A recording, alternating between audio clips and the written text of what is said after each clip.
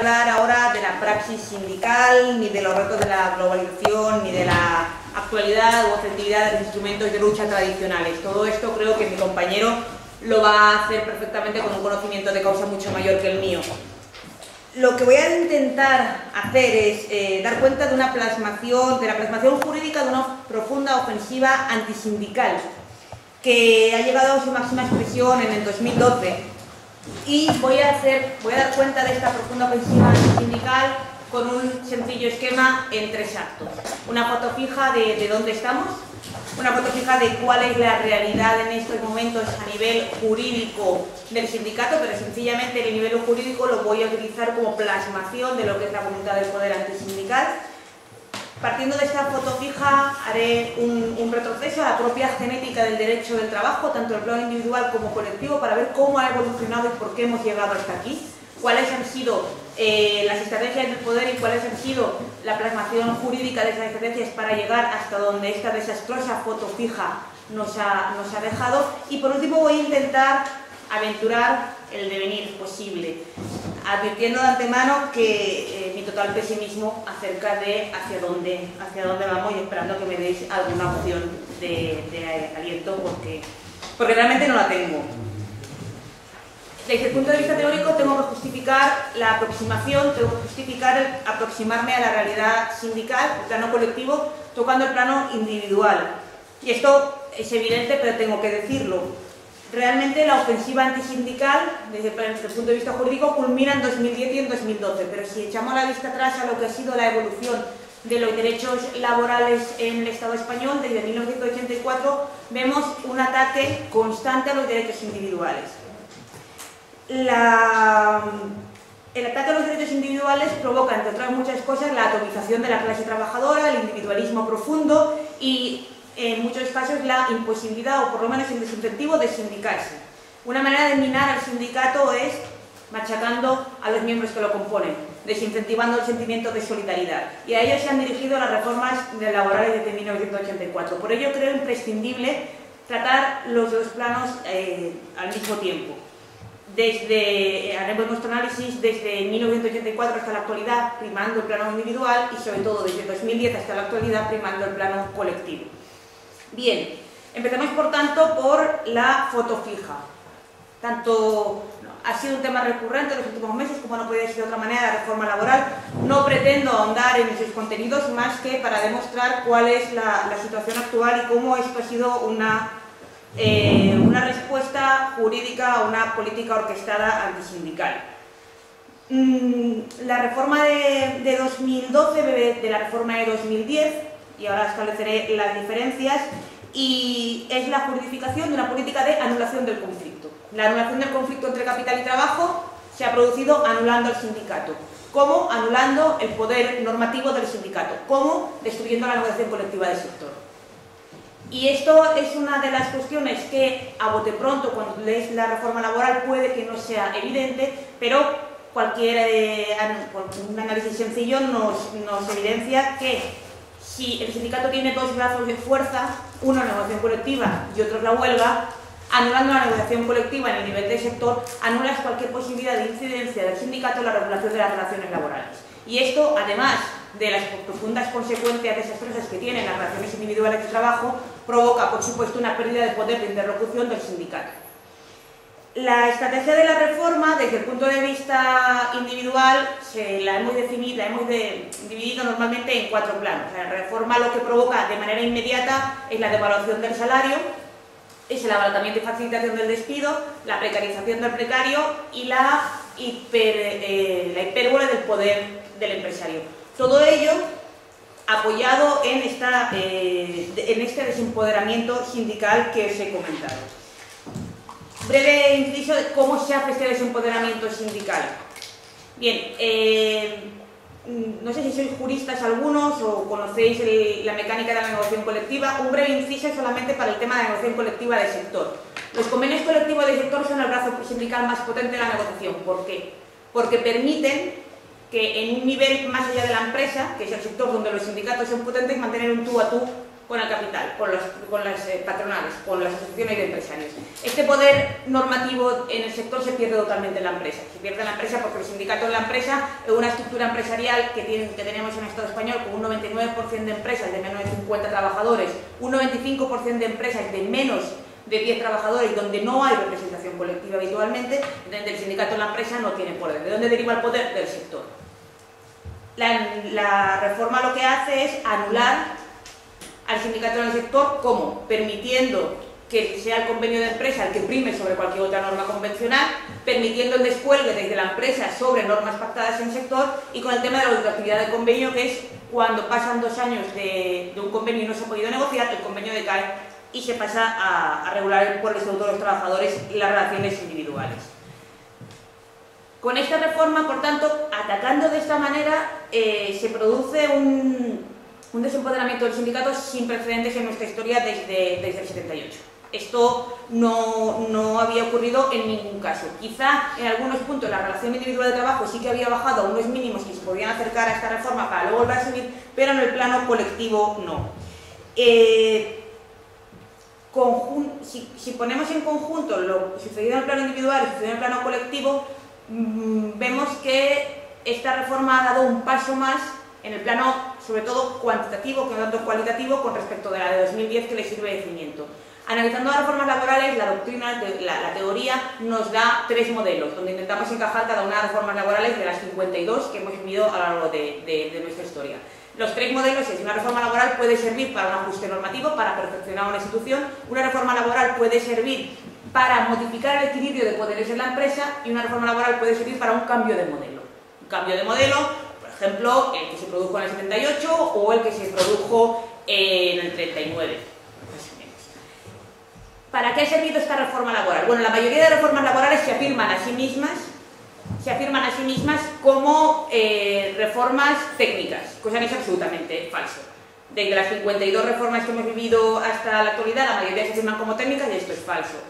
De las 5 más importantes, en el 84, en el 94, en el 97, 2002, 2010, 2011 y 2012, me han salido 6, todas ellas dicen, en realidad lo que han hecho es desequilibrar la relación dentro de la empresa, con lo cual se sitúa en el modelo 2, pero sobre todo la de 2010 y 2012 se sitúa en la tercera fase de las reformas laborales. Se han provocado un cambio de modelo.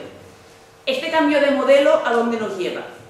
Esta será la parte final de la intervención, donde ya decía que era especialmente pesimista. Este cambio de modelo nos lleva a un régimen autoritario de las relaciones laborales, un régimen en el cual vamos a intentar ponerlo en paralelo con el régimen que había durante el franquismo y que también deriva de la teoría alemana para ver los paralelismos, se llama la concepción comunitaria de la empresa, pero creo que va más allá, y no lo digo yo, es una cuestión que estamos barajando entre determinados laboralistas, que esto nos deja en un sistema pseudo-feudal o un sistema de relaciones de vasallaje en el ámbito del trabajo, en las relaciones capital y trabajo. Y en este sistema de vasallaje, por supuesto, quien desaparece absolutamente es el actor colectivo como interlocutor válido del capital. Con lo cual, llegados a este punto, los efectos de una reforma como la que se ha producido, conjuntamente con todo el aparataje ideológico político que está antisindical que estamos viviendo, y no estoy entrando en la clase sindical porque de eso hablaremos luego, nos va a llevar a una situación feudal en la cual el poder colectivo ha desaparecido y el trabajador se encuentra individualizado frente al empresario, sometido a una relación de vasallaje. ¿Cómo hemos llegado hasta aquí?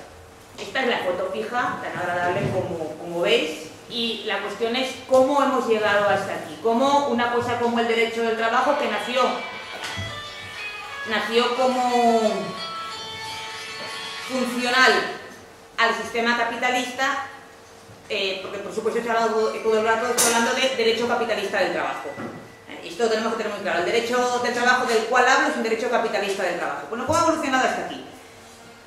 Es asumido por todos que el derecho al trabajo es una categoría histórica que surge y se desarrolla en el modo de producción capitalista y que es funcional, por tanto, al sistema económico, que pretende regular el derecho al trabajo. En ningún momento pretende la emancipación. El derecho lo que pretende es regular las condiciones de explotación de los trabajadores, garantizar su reproducción y mantener estas relaciones capitalistas de producción actuando como vía de gestión del conflicto de intereses antagónicos.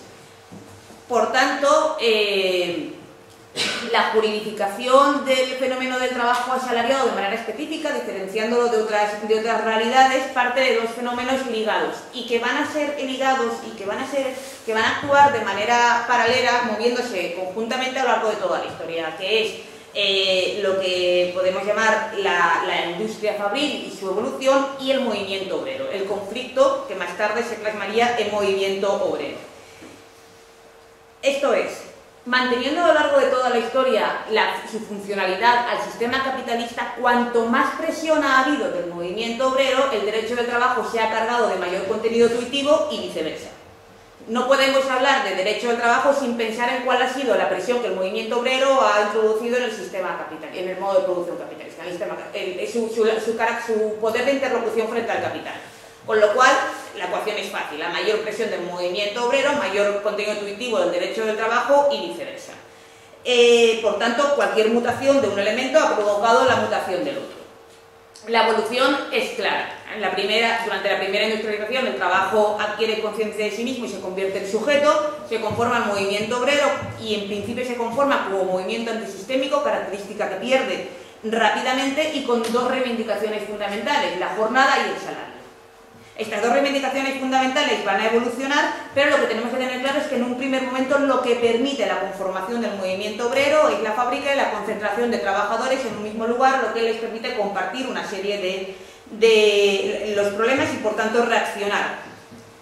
¿Cuál es la postura del poder frente a esta primera reacción colectiva de los obreros? Por supuesto la represión, pero también una temprana reacción, que son aquellas primeras leyes de mujeres y de niños, y la reacción provocada por el miedo. Es el miedo a una revolución, el miedo a que el sistema pueda verse vulnerado o cuanto menos sacudido por una reacción revolucionaria la que impulsa al capital a ir cediendo posturas para regular las condiciones de trabajo.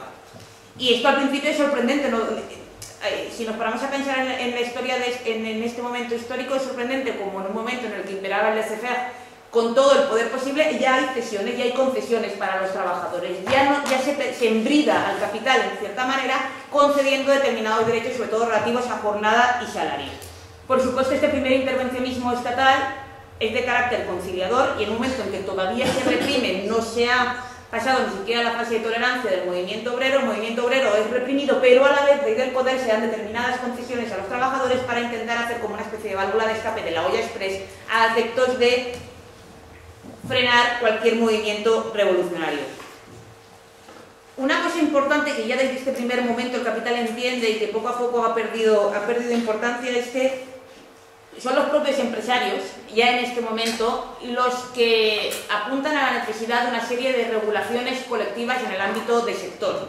Esto es, sin una interlocución en el ámbito de sectorial, sin un pacto de condiciones en el ámbito más allá de la empresa, lo que se provoca es la ley de la selva con respecto a las condiciones de trabajo. Y esto es malo para todos.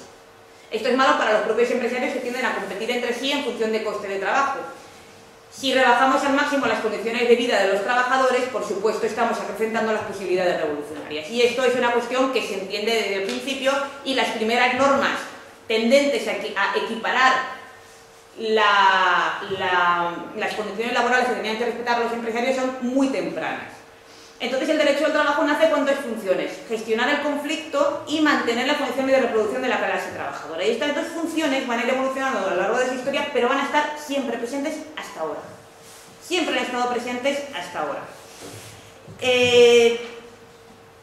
De la fase del poder pasamos a la fase de tolerancia y de la fase de tolerancia a la regulación y llega el momento en el que podemos hablar ya de un derecho del trabajo. Y este derecho del trabajo se produce, tiene una época dorada y la época dorada coincide con la época dorada del constitucionalismo social. He dado un salto histórico importante, pero creo que es el siguiente parón en el que nos tenemos que centrar es cuando el derecho del trabajo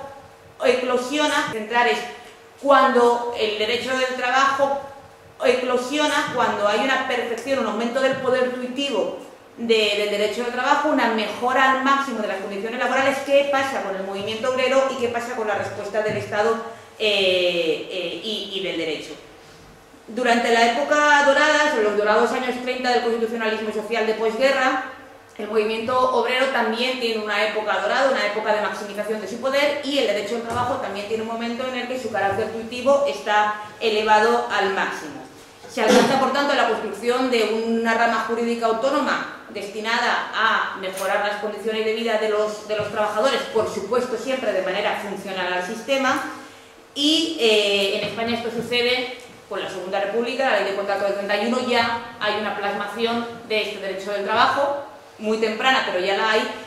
Por tanto, es importante saber que nuestras raíces en cuanto a derecho laboral son raíces que ya estaban plasmadas en la Constitución de la Segunda República, donde se integra el conflicto y la desigualdad, y en la Ley de Contrato de Trabajo. Bien, dejando a lado la situación española, en el constitucionalismo social se produce esta época dorada en la que se da el cuasi pleno empleo, en la que hay altas coberturas sociales, pero hay que tener cuidado con esta cuestión, y aquí me permite una digresión que creo que es importante en estos momentos del análisis. Para muchas personas, cuando hemos criticado la reforma laboral actual y cuando hemos intentado teorizar otro modelo, nos hemos acogido, yo también, porque en el plano jurídico es funcional, a la Constitución española del 78. Esto es muy criticable, y aquí sigo al profesor de Cabo, y creo que ha estado con vosotros en alguna ocasión, y sigo lo que escribe el profesor de Cabo en un libro que edita la editorial Sequitur-Icep, que se llama Por una Asamblea Constituyente.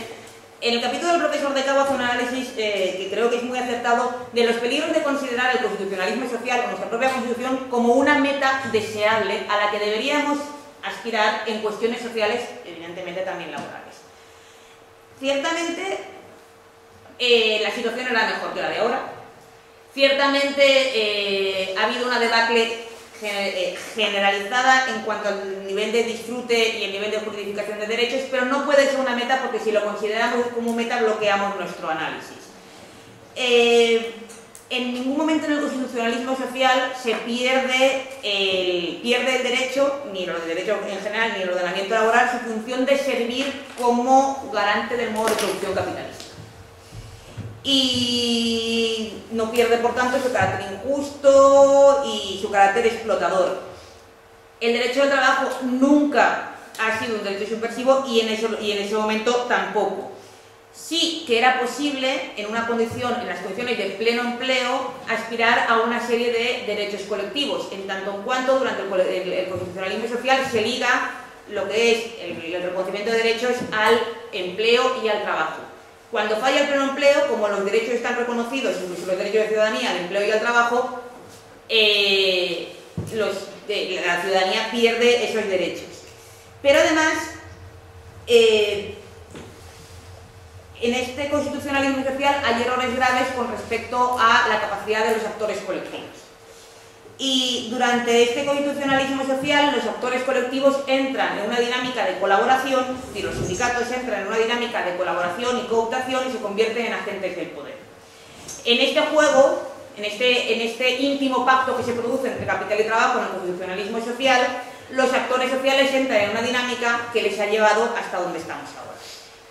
La cooptación, la colaboración continua con el poder permite que durante las épocas de pleno empleo y de reconocimiento de derechos los actores sociales forzaran, pero cuando la economía se retrae y los actores sociales, los actores colectivos ya han perdido determinadas dinámicas de lucha que les permitían un carácter de confrontación por pasar a la colaboración, ya no pueden efectuar esta condensación. Y esto ocurrió, evidentemente, desde los años 70 hasta ahora.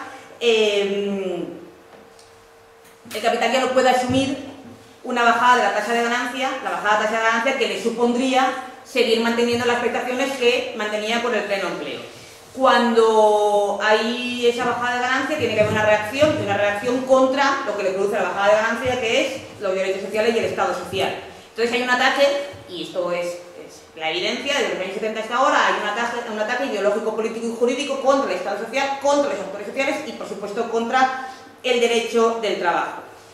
De los errores del constitucionalismo social podríamos hablar, pero os remito al texto del profesor de Cabo, que creo que marca los 9 errores del constitucionalismo social perfectamente y nos deja ante el panorama de la involución social generalizada en estos 30 años, vinculándolo tanto a la ofensiva política perfectamente justificada como a lo que ha sido la cooptación y el colaboracionismo de los agentes sociales, que han perdido gran parte de su capacidad de confrontación. Hemos ido de derrota en derrota hasta la debacle final. De derrota en derrota hasta la debacle final desde 1984 hasta ahora. En el plano jurídico, por supuesto, se ha plasmado lo que los diversos gobiernos, tanto del Partido Socialista, fundamentalmente del Partido Socialista, como del Partido Popular en esta última, han venido provocando en el ámbito de las relaciones laborales. Si miramos las 5 reformas laborales más importantes que os he comentado antes, vemos cómo las características que ahora se critican de nuestro mercado laboral y que han provocado un desincentivo de la sindicación, del sentimiento de solidaridad y del panorama sindical, se plasman perfectamente, que son la precariedad, la temporalidad y el desempleo. La precariedad, la temporalidad y el desempleo han venido ligadas a un constructo, a un modelo construido fundamentalmente a golpe de reforma laboral. En el 84 se decidió utilizar la contratación temporal para estimular el empleo. La contratación temporal que ha provocado la tasa de temporalidad más alta de España, en la Unión Europea, que es la española, un 26%, de la UE25 menos 1, que tiene una tasa por encima de nosotras. El tema de la cuestión de la precariedad es evidente, con la introducción de contratos precarios como el de aprendizaje que ahora hemos recuperado, el tiempo parcial, etcétera, hemos conseguido una inseguridad que está afectando sobre todo a los colectivos más vulnerables, jóvenes, mujeres, etcétera. Sobre todo si nos centramos en la reforma de 2010 y en la reforma de 2012, he dicho que los dos rasgos se acentúan. Las relaciones laborales individuales se atacan por todos los sitios, con contratos precarios, con abaratamiento del despido, con una hipérbole del poder del empresario, y en el 2012 con un hachazo a la cuestión colectiva. Bien, aquí surgen, una vez ya visto cómo hemos llegado hasta aquí, surgen 2 preguntas que yo creo que ya podemos contestar. La primera, ¿por qué ahora? Que creo que la hemos venido contestando a lo largo de todo el discurso. Y la segunda, ¿realmente puede prescindir el capital de una regulación de las relaciones de trabajo asalariadas? ¿Por qué ahora? Vuelvo a fijar un poco en la historia. Cuando en un momento histórico de reforma se ha atacado a los derechos colectivos, por ejemplo en los regímenes autoritarios, este ataque a los derechos colectivos ha sido en cierta manera contrarrestado con una pseudo garantía de estabilidad a los trabajadores en el plano individual. Por ejemplo, durante el franquismo. Durante la primera etapa del franquismo se ataca a los derechos individuales, pero sobre los años 50 se dan cuenta de que un ataque potente a los derechos individuales lo que provoca es una reacción constante, con lo cual empiezan a introducir determinadas normas con esa mal llamada Ley de Convenios Colectivos y Sindicales del 59, en la cual ya parece que hay un entendimiento de que hay que intentar no apretar demasiado en el plano individual, porque si no el plano colectivo se ve reforzado. Pues a lo largo de la historia, por ejemplo, si nos fijamos en una reforma fuertemente dura contra los derechos individuales, que fue la del 94, vemos que pasa lo contrario. En el 94 se atacan los derechos individuales, pero se le da a los sindicatos, a los convenios colectivos, un amplio margen para que respiren y un amplio margen de regulación. Siempre han habido un intento de ponderar. Cuando se arramblan los derechos individuales, se le da a los actores colectivos cierto margen para que regulen, y al contrario. Ahora esto no ha ocurrido. ¿Por qué? Uno de los factores, creo, fundamentales es el desempoderamiento sindical. El desempoderamiento sindical ya venía siendo una realidad. Desde el fracaso del constitucionalismo social y por los factores que he mencionado y los que más tarde mencionará mi compañero. El capital sin antagonista no necesita pactar. El pacto capital-trabajo está roto. No está roto solamente porque en este momento está roto por muchos factores, y no está roto solamente por el tema del desempoderamiento sindical, pero es una de las cuestiones coadyuvantes a esta ruptura, por lo que, quitadas las bridas que imponía el miedo a un estallido revolucionario o al menos a una contestación potente, no hay necesidad de respetar límites y líneas rojas que antes se respetaban. Acordaos de la frase de Rajoy cuando se aprobó la reforma laboral: esta reforma laboral me ha costado una huelga general, y me da exactamente igual. Es absolutamente ejemplificativa de lo que ha sucedido. La huelga general no preocupa, los métodos de lucha tradicionales no preocupan, los sindicatos se consideran por el poder como no interlocutores. Es la primera reforma laboral ahora que se pacta con un desprecio total de la voluntad de los actores sociales. 2 semanas antes de la reforma laboral se hizo un pacto a nivel estatal de sindicatos y empresarios. En ese pacto se regulaban muchísimas de las cosas que más tarde se han regulado o desregulado en la reforma laboral. El gobierno no le hizo absolutamente ningún caso. Esta es la primera vez que sucede en la historia de nuestro derecho. Con lo cual, la primera pregunta: ¿por qué ahora desempoderamiento sindical y falta de antagonismo? Anulación del conflicto. ¿Puede prescindir el capital del derecho del trabajo? ¿Es posible que realmente hayamos alcanzado este salto de modelo y que en un sistema pseudodemocrático nos encontremos ante una regulación autoritaria de las relaciones laborales, una relación propia de los regímenes autoritarios de las relaciones laborales? Vamos a ver las 2 funciones del derecho al trabajo que mencionaba y que estaban en su código genético. La primera función del derecho del trabajo era, tenía un punto de vista reproductivo. Había que garantizar la reproducción de la mano de obra. ¿Qué pasa con el tema, con la mano de obra? ¿Siguen siendo necesarios los trabajadores en este momento para el capital? Sí, por supuesto siguen siendo necesarios. ¿Pero necesariamente nosotros? Sobre esto hay más dudas. Sobre esto podemos opinar más. Primero, porque ha habido una traslación al sur importantísima. Hay un inmenso ejército de reserva al cual se le explota en condiciones mucho más beneficiosas para el capital que nosotros, y hay una continua deslocalización hacia trabajadores cuyos costes sociales son mucho más económicos. El fenómeno del dumping social y del resto de votos se está notando también aquí. La competitividad ahora mismo de los países empieza a fundamentarse en la rebaja de los costes sociales, con lo cual ahí hay un margen de actuación mucho más amplio. Y hay muchas más razones. Como bien sabéis, aquí hay teorías encontradas respecto a si puede o no prescindir el capital de los trabajadores.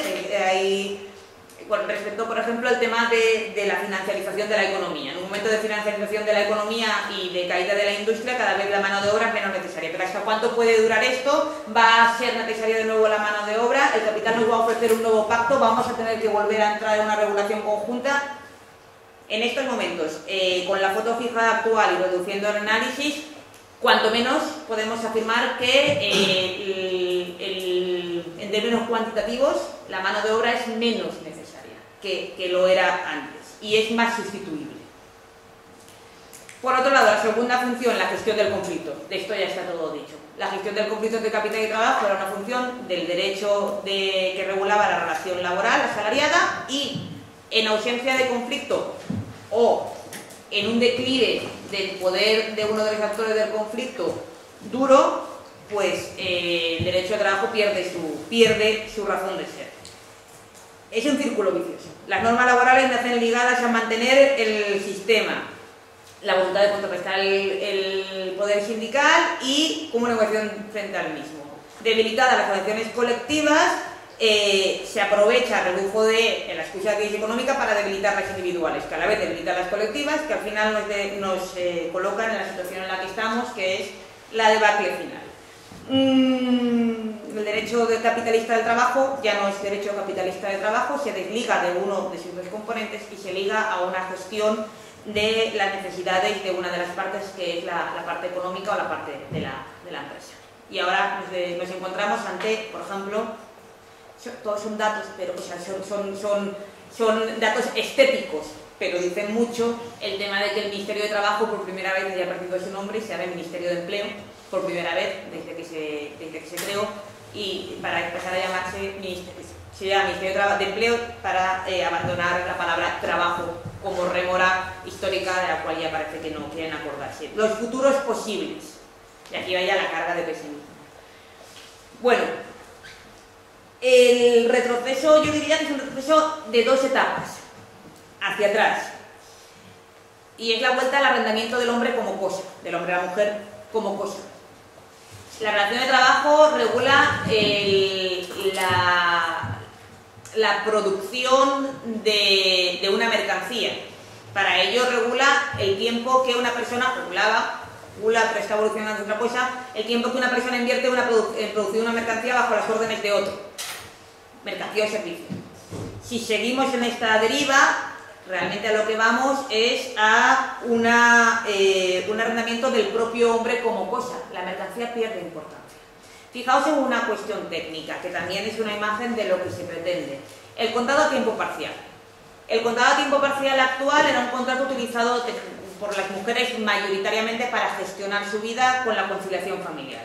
Es un contrato con nombre de mujer, en el cual pues sus características permitía una flexibilización y una organización de tu propia vida, más o menos. Este contrato ahora le añaden horas extraordinarias, con el régimen común de las horas extraordinarias. Lo que provoca es que este contrato a tiempo parcial, que facilitaba la conciliación, ahora se convierte en un contrato a llamada.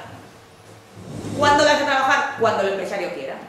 Porque las horas extraordinarias normalmente, se supone que se pactan, pero todos sabemos cuál es la dinámica real de las horas extraordinarias. En un momento de desempleo masivo y en un momento de abaratamiento del despido brutal, nadie va a arriesgarse a decirle que no al empresario hacer unas horas extraordinarias. ¿Qué estamos vendiendo aquí? ¿Obra, servicio o mi propio tiempo y mi propia vida? Estoy poniendo a disposición del empresario mi tiempo y mi vida, no lo que yo puedo crear en ese tiempo. Esto ya pasa a ser secundario. Estamos poniendo a disposición del empresario la propia vida del trabajador, al arrendamiento del hombre como cosa. Y el arrendamiento del hombre como cosa no era una relación que se daba con la relación comunitaria de la empresa, que ahora pasa a tratar durante el franquismo, sino que va en un estadio anterior. Lo que voy a hacer ahora es intentar ver los dos futuros posibles que en mi depresión profunda oteo, intentando ver los paralelismos, ciñéndome a cuestiones de realidad jurídica para hacer estos paralelismos. Empezamos por el modelo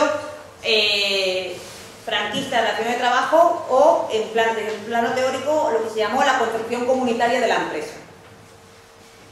La concepción comunitaria de la empresa es un modelo represivo que se basó, desde el punto de vista teórico, en la pretensión de una existencia de unidad entre capital y trabajo y la disolución del conflicto. No existe conflicto en tanto en cuanto todos tenemos el mismo objetivo y en tanto en cuanto es el empresario el que sabe lo que les conviene a los trabajadores y el que se comporta como un buen padre de familia y el que, por tanto, es capaz de gestionar los intereses de los trabajadores. No hay intereses antagónicos ni en la empresa ni en la sociedad, por lo cual no es necesaria ningún tipo de representación de otros intereses que no sea la voluntad del empresario.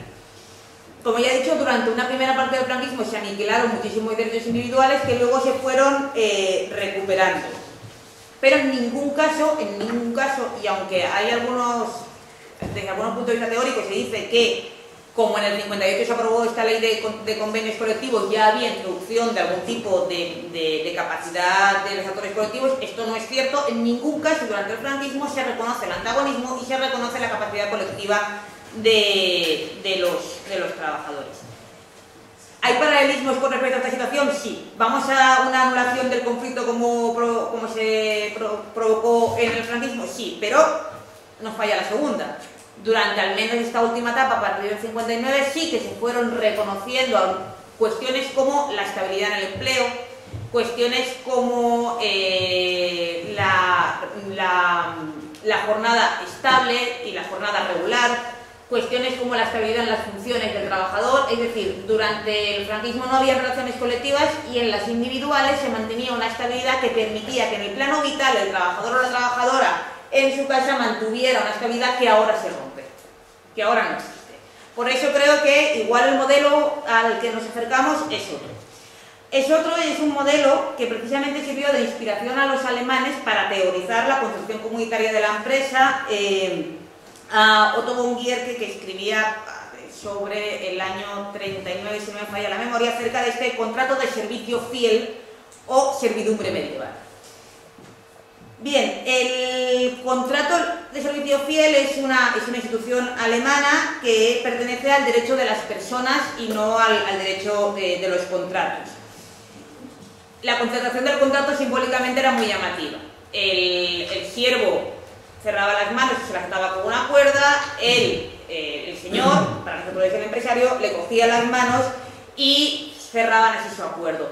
El señor se obligaba a proteger, representar y versar un salario, y el siervo se obligaba a ser fiel, obedecer y prestar un trabajo. Tanto salario como trabajo pasaban a un plano secundario, porque lo importante era la relación de protección, servidumbre, fidelidad y vasallaje a cambio de, no solamente de protección, sino también de representación de intereses. Además, el poder no se generaba, el poder de la relación en sí no se generaba por un contrato, sino que era establecido por el Estado. Era el Estado el que establecía directamente el poder del señor sobre el vasallo, del empresario sobre el trabajador, como el que, similar al poder soberano del Estado sobre su territorio. Los paralelismos entre esa situación y la de ahora. Bien, teniendo en cuenta que en la mayoría de las empresas, como he dicho antes, no existe representación colectiva de los trabajadores, y teniendo en cuenta cuál ha sido el discurso del gobierno en los últimos meses, parece claro que aquí quien representa el interés de los trabajadores es el Partido Popular y los empresarios. Y ese es el discurso que se maneja, y este es el discurso que se ha plasmado en la reforma laboral. Quien realmente protege y quien realmente representa los derechos de los trabajadores son el Partido Popular y los empresarios, que son los que saben cuáles son nuestros derechos. Evidentemente, con la reforma laboral actual, la maximización del poder del empresario dentro de la empresa es total. Hay un absoluto poder del empresario en la modificación de las relaciones individuales, con algunos tecnicismos que me podrían rebatir en el plano técnico mis compañeros laboralistas en casi todo lo que he dicho, pero estoy hablando en un plano superior y no ciñéndome a las cuestiones meramente de carácter técnico. Pero lo que está claro es que el empresario aumenta su capacidad disciplinaria, aumenta su capacidad de dirección y de control sobre el trabajador hasta límites más altos, a los límites históricamente más altos de nuestro sistema. Los deberes del empresario, hemos dicho, protección y fidelidad, protección y representación. La representación la hace porque el empresario acaba representando los intereses de los trabajadores porque no hay otra organización colectiva que los represente. Y el tema de la protección. El tema de la protección puede costar un poco más de ejemplificar, pero si nos paramos a pensar, en un momento en el que los sistemas de seguridad social, que son los que han protegido a los trabajadores habitualmente frente a los riesgos derivados del trabajo, y en un momento en el que el Estado está retrocediendo en todo lo que era salario indirecto, que también protege a los trabajadores, educación, sanidad, etcétera, al final se queda en los reductos del poder privado el bienestar propio. Fijaos que en muchas empresas ya llevan unos años haciendo planes de pensiones privados cuasi obligatorios. Parte de tu salario el empresario lo destina a un plan de pensiones privados, te pide permiso a veces sí, a veces no. El tema de las mutuas, que al fin y al cabo son las asociaciones de empresa y son las que acaban gestionando tu salud y controlando tu salud si estás realmente enfermo o no. Todas estas cosas es una traslación de lo que antes era una serie de derechos que teníamos y que obligaban al Estado a una situación en la que es el empresario el que está actuando como pseudo protector de los mínimos derechos que se reconocen a los trabajadores. Las obligaciones de los trabajadores con respecto al empresario, ¿le debe fidelidad? Cada vez más.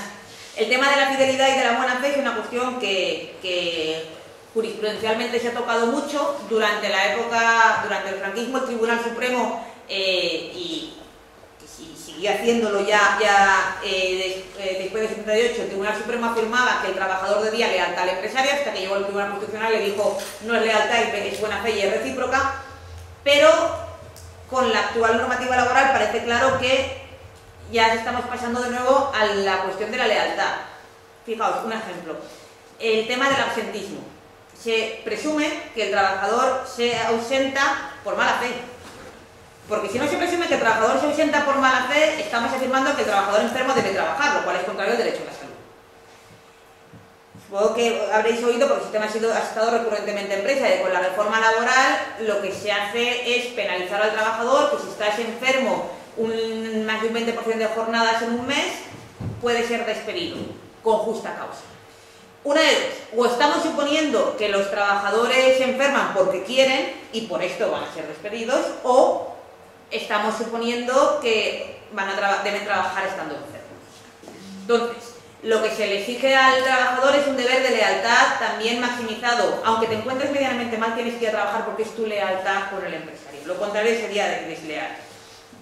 Como esta muestra, hay otras en la reforma laboral, la reforma del artículo 50, que es el que permitía al trabajador, cuando hay una vulneración de sus derechos fundamentales, extinguir la relación de trabajo de manera indemnizada. Bueno, pues ahora ya no es tan sencillo.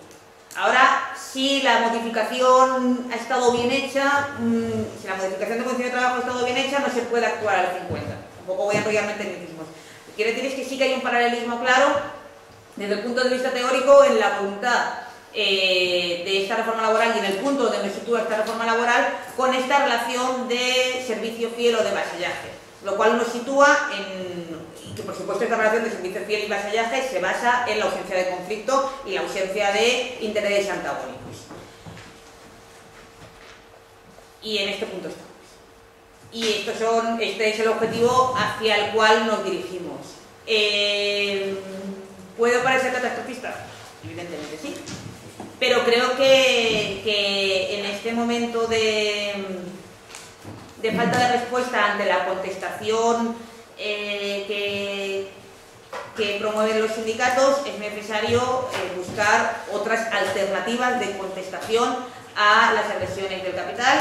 Y aquí acabamos de tener una huelga general que han calificado como un éxito, o al menos hemos cubierto el expediente, y la relación del poder ha sido nula. Si revisamos las enmiendas presentadas por el Partido Popular a la reforma laboral, vemos que lo único que hacen son modificaciones técnicas o agravar algunas de las cuestiones por las cuales se convocó la huelga general. Entonces, bueno, en esta situación le cedería ya el resto del análisis a mi compañero para hablar de el análisis más bien ad intra, praxis sindical, etcétera, dejando sencillamente sobre la mesa esa ofensiva jurídica antisindical que ha llegado a su máximo exponente con la reforma del 2012.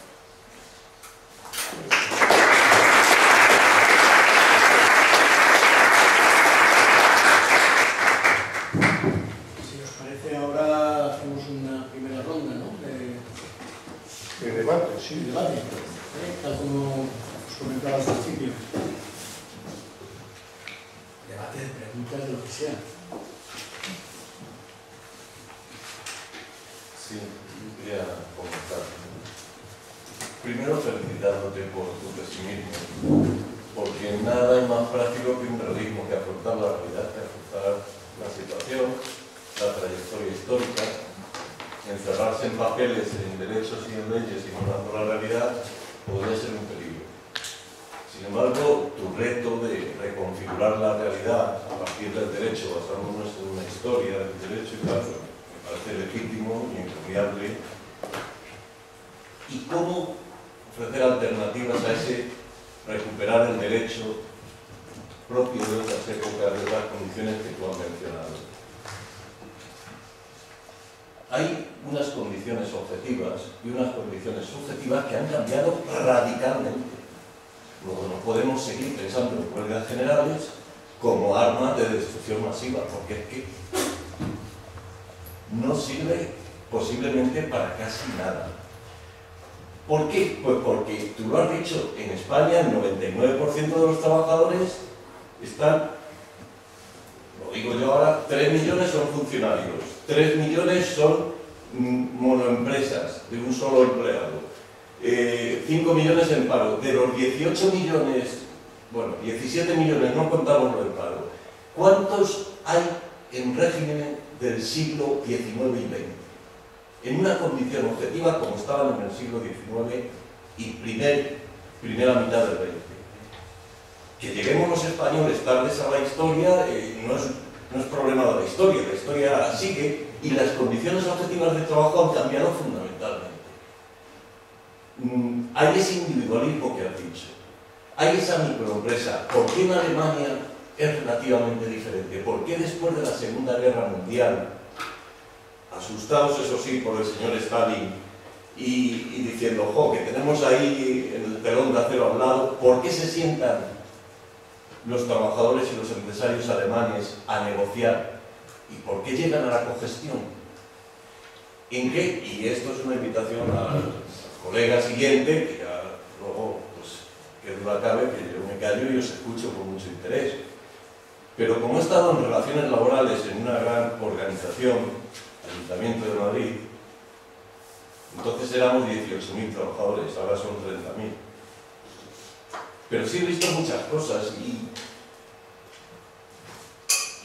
voy a la segunda parte. Las condiciones objetivas han cambiado. Yo me acuerdo cómo cambiaba el ayuntamiento, o sea, de jardineros y barrenderos y del matadero se iban extinguiendo puestos. Es que claro, ya no había matadero, el matadero se ha hecho una cosa cultural ahí bonita, pero ya no había matarices, no había mamporreros, no había capellanes. Es que iba cambiando, todo iba cambiando. Entonces, no solo cambiaban las condiciones objetivas de puestos que ya no existían, y sobre todo, bueno, el ayuntamiento todavía éramos 18.000 y por eso tenía alguna fuerza, buena fuerza los sindicatos, pero la microempresa española, ¿dónde va? Y en Alemania sí que había empresas, y se jugaban y tuvieron que atarse los machos los empresarios y decir, o con ellos o nada. Aparte de la presión política soviética, sin duda. Pero condiciones subjetivas. Yo, al estar en relaciones laborales y al ser trabajador 30 años de una gran empresa pública, el Ayuntamiento de Madrid, me doy cuenta de las lacras de los sindicatos. Desde empezando las aparentemente banales, como es convocar una asamblea y llegar media hora tarde y no pedir disculpas a la gente que estamos esperando allí. Pero ¿qué trato? ¿Qué trato es ese? ¿Qué sensibilidad sindical es esa? ¿A quién esperan ganarse? Luego, ya vas oyendo, y claro, esto es subjetivo, no tengo datos donde fundamentar, pero a lo mejor algunos, si tenéis experiencia laboral y habéis estado en grandes empresas, a lo mejor podéis coincidir, lo cual ya me descargaría de esa subjetividad. Pero si no podéis coincidir y me refutáis, pues encantado os escucharé. Pero había un desprestigio de los sindicatos. Primero, grupos en la administración, los titulados superiores son A y los titulados, que eran entonces medios, eran grupo B. Y luego los que tenían un bachiller eran grupo C, los que no tenían el bachiller sino la EGB eran grupo D y los que apenas tenían estudios eran grupo E. Los sindicatos al grupo A y B nos ignoraban. Éramos enemigos de clase. Cuando había, incluso es curioso, me acuerdo que doctor de Juan, médico y tal, luego fueron los representantes de comisiones obreras y tal. Había una gran fuerza intelectual y laboral en los grupos A y B que la ignoraban y que la rechazaban. Luego había reformas que proponían, como eran los aumentos de productividad, que eran verdaderos chanchullos. Entonces la gente le ofrecía a los sindicatos mejoras que ellos no pedían, que eran otro tipo de mejora, y las otras tipos de mejora que pedían no estaban al alcance de la mano de los sindicatos, porque que estuviese a su alcance hubiera supuesto una congestión, hubiera supuesto un reto de los sindicatos de poder, de exigir poder, de tener congestión e ingerirse en la gestión de la empresa, por tanto en los impuestos, en los puestos, en los presupuestos. Y eso no, eso se lavaban las manos y se conformaban con ser actores secundarios y pedir no sé qué y pedir no sé cuántos, que no era poco. Yo estaba encargado de relaciones sociolaborales y solo en acción social de empresa se iban 2.000 millones en el año 89. Transporte, guarderías, asistencia psicológica, dentista. Había un chocolate del loro para que se callase. Y se callaron. Quiero ser justo con aquellos grandes sindicalistas. Había gente de quitarse el sombrero que no tragaban, que se seguían formando, que estudiaban sociología, estudiaban política, no se conformaban. Ellos eran conscientes de que les estaban manipulando, de que jugaban con ellos, de que necesitaban saber más, que necesitaban organizarse mejor. Pero es un lento movimiento y el sistema devora. Recuerdo cuando llegó el PP al Ayuntamiento de Madrid, me dijeron: Moreno, contamos contigo, porque les hice un informe de gestión que en la vida lo habían visto.